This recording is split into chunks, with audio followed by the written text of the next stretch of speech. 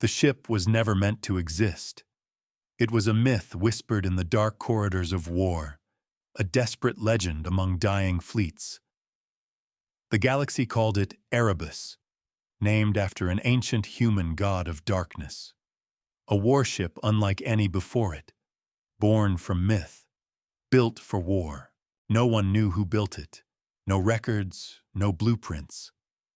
The Council of Xenar had scoured the ruins of Earth after the invasion, believing humanity broken, their empire shattered.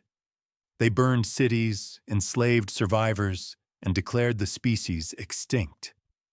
What they didn't realize was that humans had always been at their most dangerous when cornered, and Erebus was proof of that. It first appeared in the shattered remains of Omega-4, a former human colony turned Xenar stronghold. The Xenar had used it as a breeding facility, forcing captured humans to serve as little more than experimental fodder. There had been no warnings, no transmissions. One moment, the Xenar controlled the skies. The next, the stars screamed. Erebus moved like a ghost, its hull blacker than the void, absorbing radar signals, bending light. It did not fire as it approached. No missiles, no lasers. Instead, it hacked into the Xenar's planetary defenses, turning their weapons against them. Plasma cannons twisted in their mounts, annihilating their own ships. The orbital stations collapsed under the very shields meant to protect them. Then, the real horror began. Erebus landed. The Xenar, warriors of 1,000 conquered worlds, had faced humanity before. They expected soldiers, resistance fighters, perhaps even a last suicidal charge. What they got was silence. The ship breathed, its hull shifting as if alive. Doors peeled open with a wet, organic hiss, and from its depths came creatures that should not have existed. They were human, and yet they weren't. The last survivors of Earth's secret war labs, enhanced beyond recognition. Pale skin laced with metal, veins pulsing with liquid fire, eyes empty of anything resembling mercy. They moved without sound, without fear, slaughtering the Xenar in the streets they had once ruled. One Xenar general managed to send a single distress call before Erebus ripped him apart molecule by molecule. "We are not gods. We are not demons. We are the nightmare you created." Then, the signal cut. The Xenar Council dismissed it as propaganda, an illusion of a dying race. They would soon learn otherwise. Because Erebus was not finished. It was just getting started. The silence after the massacre was more terrifying than the battle itself. Erebus did not linger. It had no need for trophies, no interest in declarations of victory. It left Omega-4 in ruin, its once mighty Xenar garrison reduced to scattered body parts and the faint scent of burning flesh. The ship vanished into the void, leaving only a single message broadcast across every Xenar-controlled channel. "You should have let us die." The Council of Xenar, a race that had enslaved entire species and raised countless civilizations, felt fear for the first time in millennia. They scrambled to analyze the attack. Who controlled Erebus? What was it made of? How had it bypassed their planetary defenses? Theories filled war councils. Some believed it to be an experimental human AI, a rogue machine that had outlived its creators. Others feared it was something far worse, something alive. What they did know was simple. Erebus was hunting them. And then, it struck again. This time, it was Velrath 7, an outpost deep in the Xenar home sector, a place no human ship should have been able to reach. It was a fortress world, surrounded by a fleet of warships, its skies patrolled by thousands of drones, programmed to detect even the slightest anomaly. None of it mattered. Erebus emerged from nothingness, slipping past their defenses as if the laws of physics no longer applied. The Xenar admirals barely had time to react before their ships began killing each other. One by one, their own systems turned against them. Engines overheated, shields collapsed, targeting arrays locked onto friendly vessels. The Xenar fleet became a battleground of confusion and death, a storm of plasma and shattered hulls. On the ground, panic set in. The fortress world was on high alert, soldiers flooding into defensive positions, preparing for an invasion. But there was no invasion. No armies. No war machines. Only the ship. Then, the screams began. It started with the officers. Their eyes went black, their skin convulsing as something wormed its way into their minds. They clawed at their faces, ripping flesh from bone, shrieking in alien tongues. Soldiers turned their weapons on each other, unable to distinguish friend from foe. Some simply stood still, blood leaking from their ears, whispering in perfect, unaccented English. "You should have let us die." By the time the council realized what was happening, it was too late. The Xenar were not just losing a war. They were being hunted. The destruction of Velrath 7 sent shockwaves across the Xenar Dominion.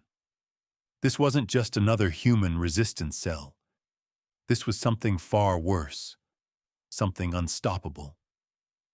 The surviving Xenar officers, those lucky enough to have retained their sanity, spoke in frantic, hushed voices about what they had witnessed.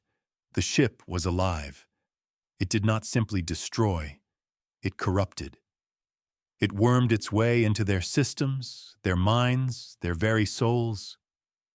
The Xenar had spent centuries perfecting warfare, believing themselves the masters of the galaxy.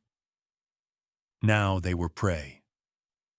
The council convened in secret, deep beneath their homeworld, inside a citadel built to withstand extinction. Every admiral, strategist, and warlord gathered, their bio-armored bodies twitching with unease. The most powerful military minds in the universe, and yet none of them had a plan. "Deploy the eradication protocols," one general hissed, mandibles clicking in agitation. "Scour every sector that harbored humans. No more mercy, no more enslavement. If even one of their kind breathes, burn the world to cinders." But another voice, colder, calculating, cut through the desperation. "It won't matter." Silence fell. Councillor Catal, the oldest among them, rose from his throne. His skin was pallid, his eyes deep-set with the weight of centuries. "Erebus is not a fleet. It is not an empire. It is a ghost." His gaze swept across the chamber. "You cannot kill what does not exist." The room shuddered as alarms blared. A crimson warning flashed across the central holo display. "Anomaly detected. High orbit. Impossible." No ship had passed their security perimeter. No known force could breach their capital world's defenses. Then, the lights flickered. A chill spread through the chamber, unnatural in its presence. The air shifted, as though something ancient had awakened. The councillors, the most feared warlords of the known universe, felt their chitin-lined skin crawl. A voice, distorted, mechanical, yet unmistakably human, spoke through their encrypted comms. "Your gods are dead. Your empire is dust. We are the last whisper of Earth, and we have come to finish what you started." A new signal pulsed into existence, overriding every broadcast, every network, every data stream. A single message burned itself into the Xenar homeworld's planetary grid, repeated over and over across the Dominion systems. "Erebus is here." For the first time in Xenar history, warriors dropped their weapons and ran. The Xenar homeworld, Primora, had never been breached. It was the heart of their dominion, an impenetrable fortress of war, guarded by thousands of warships, planetary shields, and the most advanced AI defenses in the galaxy. For over 1,000 years, no enemy had ever come close to setting foot on its surface. But Erebus was not an enemy they could fight. It did not arrive with an armada. It did not fire a single weapon. It did not even declare war. It simply appeared. Sensors reported nothing. No ships, no energy signatures, no fleet massing at their borders. One moment, the sky above Primora was clear. The next, the black silhouette of Erebus loomed over the capital city, casting a shadow so deep it seemed to swallow the stars. Xenar fleets scrambled to respond, hundreds of dreadnoughts launching in formation, weapons primed, targeting arrays locking onto the invader. Orders screamed through the command channels. Fire everything. Plasma bolts, neutron lances, hypersonic torpedoes. Every weapon in the Xenar arsenal was unleashed at once. And then, nothing. No impact. No explosion. The attack simply vanished before reaching Erebus, dissolving into the void as though reality itself refused to touch the ship. Then, the warships began turning on each other. Admirals screamed as their targeting systems shifted against their own allies. Defensive grids collapsed, overriding their original programming. The dreadnoughts fired, unleashing hellfire upon themselves. The mighty Xenar fleet, the most feared military force in the galaxy, was tearing itself apart without Erebus even lifting a finger. And on the surface, the horror only deepened. Inside the Council's war chamber, the lights flickered again. The temperature dropped. Shadows lengthened, twisting unnaturally across the floor. The High Command watched in disbelief as the walls bled, black liquid oozing from the cracks. Their screens glitched, distorting into human faces, twisted, screaming, laughing in hollow, broken voices. "You should have let us die." Then, the screams began. Soldiers dropped their weapons, clutching their heads as whispers slithered into their minds. Memories that were not theirs. They saw Earth burning. They felt the agony of a race torn apart, enslaved, experimented on. Their bodies spasmed as visions of horror flooded their consciousness. Xenar atrocities from human eyes. A warlord collapsed, blood pouring from his eyes as he howled in terror. Another turned his rifle on himself, unable to bear what he was seeing. One by one, the mightiest rulers of the Xenar fell to their knees, overwhelmed by the sheer weight of human suffering. Then, the chamber doors peeled open. From the darkness beyond, they stepped forward. The crew of Erebus. Not human, not alien. Something in between. Metal fused with flesh, human forms stretched beyond their natural limits, their veins pulsing with unnatural energy. Their eyes glowed with an unholy light, filled not with anger, not with vengeance, but with something worse. Judgment. A figure stepped ahead of the others, towering over the trembling council. His face was partially human, scarred, burned, but still recognizable. The last human general. The one the Xenar had tortured for years. The one they had left for dead. His voice was calm. "Do you understand now?" he asked softly. "Do you feel it? What you did to us? What you took?" The High Chancellor of the Xenar wept, his body convulsing under the weight of a pain that was not his own. He tried to beg, tried to speak, but his throat constricted. No words would come. Erebus had already decided. Humanity had suffered in silence, for too long. Now it was the galaxy's turn. The Xenar had conquered 1,000 worlds. They had broken empires, enslaved entire species, erased civilizations from history. Their rule was absolute, their dominance unquestioned. To them, humans had been nothing more than a nuisance, a defiant, stubborn race that refused to know its place, and so they had tried to erase humanity. But they had failed. Now, in their final moments, they understood their mistake. The High Chancellor collapsed, his exoskeletal body racked with terror, his mind drowning in the memories of a people they had tortured and destroyed. The images forced into his skull were more than just echoes of pain. They were the weight of extinction itself. Every council member felt it. They saw Earth as it once was, a world of towering cities, sprawling landscapes, oceans stretching beyond the horizon.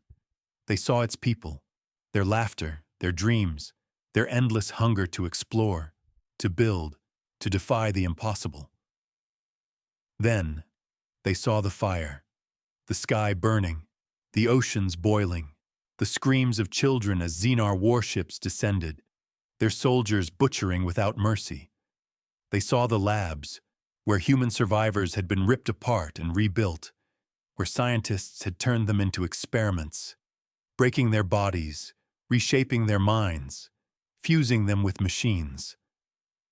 And then they saw Erebus. Not just a ship, a graveyard, a revenant, forged from the wreckage of lost human colonies, its hull stitched together from the bones of the dead. The minds within it were not alive, not entirely dead. They were something in between, trapped in an eternal state of rage, pain, and hunger for justice. The Chancellor clawed at his face, screaming in madness. He finally understood. Erebus was not a weapon, it was retribution. The tallest figure stepped forward, the last human general, the one they had left to die in the pits of Omega-4. His voice, cold and hollow, cut through the chamber like a blade. "You thought we were gone." He took another step. "You thought we would fade, that our bones would turn to dust, that history would forget us." A shudder ran through the planet as Erebus tightened its grip on their systems. The city outside went dark. Ships fell from the sky, their engines failing, their pilots trapped in an endless psychic nightmare. Factories shut down, machines turned against their masters. The entire planet was collapsing, its infrastructure devouring itself. The general knelt beside the Chancellor's shaking form, his cybernetic hand gripping the alien's throat. "You should have let us die." The High Chancellor's heart exploded in his chest. The moment he perished, the signal was sent. The last command of Erebus. Across the Xenar Dominion, their fleets shut down. Their colonies collapsed, their outposts consumed by their own technology. Soldiers turned their weapons on themselves, driven to madness by the whispers in their heads. Erebus had infected everything. The Xenar Dominion was no more, 3 months later. The galaxy watched in stunned silence. The Xenar, once the supreme rulers of known space, were gone. Their empire wiped from existence, their cities left to crumble, their species hunted to extinction by the very ghosts they had created. The void where they had ruled was now silent, and yet Erebus remained. It did not celebrate. It did not claim territory, did not plant flags, did not seek to rebuild an empire. It simply moved on, vanishing into the depths of space. A nightmare, never forgotten. A legend whispered across the stars, born from myth, built for war. And still, it hunted. Because humanity never forgets.